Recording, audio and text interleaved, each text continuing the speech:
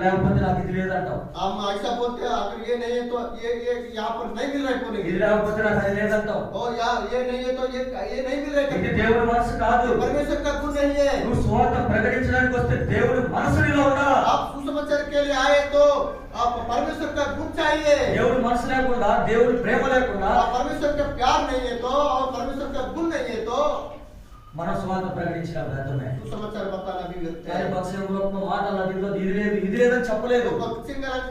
ये नहीं है वो नहीं है इसमें ये नहीं है अच्छा नहीं मिलेगा नहीं बोला। ఆనాడు మన పితరులు ఏది పెడితే తింటూ వచ్చారు. हमारे पितरों ने हमारे प्राचीन के लोग जो भी दिया 10 लोगों को वो खाते आए हैं। అలాంటిది దేవుడి మనసు. ऐसा गुण हमको चाहिए। అలాంటి మనసు లేనప్పుడు మన సువార్త ప్రకటించాలి. ऐसा अगर गुण नहीं है तो सुसमाचार बताने से అలాంటి మనసు లేనప్పుడు మనం ఎంత ప్రయాసపడాలి వ్యర్థమే. उस प्रकार का गुण नहीं रहे तो कितना भी प्रयास करने से भी మత్తయి సువార్త అంటాడు, అయ్యా నీ నామమున నేను ప్రార్థన చేయలేదా?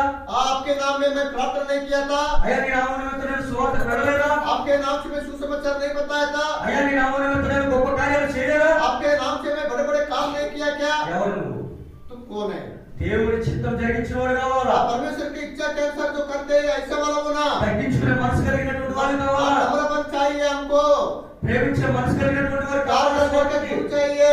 కోపపడేవాడు కాదు కావాల్సింది. गुस्सा करने वाला नहीं होना। అసలు పడేవాడు కాదు కావాల్సింది. ऐसी मन हमको नहीं चाहिए। కోపపడేవాడు కాదు. गुस्सा करने वाला नहीं होना। ప్రేమించే మనసు. प्यार करने वाला मन होना। దేవుడు మనకు అదే నేర్పించాడు. परमेश्वर हमको वही दिखाया। పరమశివుడు మనకు అదే నేర్పించాడు. भक्ति अंकल हमको वही दिखाया। పరమశివుడు ఎంతో మంది బాధ పెట్టిన ఒక్క మాట లేదు. वो भक्ति अंकल को कितने तो लोग बहुत उनको उनके विरुद्ध में आए थे उनको कुछ भी नहीं बोलता। నేను మన కొన్ని పరిస్థితులు ఎప్పుడో చూసినప్పుడు ఒక సహోదరుడు ఒక మాట అంటూ ఉన్నాడు. इब्राहिम की समस्या देखते वहां से एक भाई ऐसा बोला था, అన్యాయాన్ని సహించడం మేలన్నాడు. अन्याय को सहन करना यही भलाई है। సహించేవాడు కాదు మనం. हम सहन नहीं करते हैं। చాలా సార్లు సహించలేదు. हम सहन नहीं करते हैं। చాలా సార్లు కోపడతా ఉంటాం. बहुत बार गुस्सा करते हैं। ఇది క్రీస్తు మనసు यीशु मसीह का मन नहीं है। కాదు.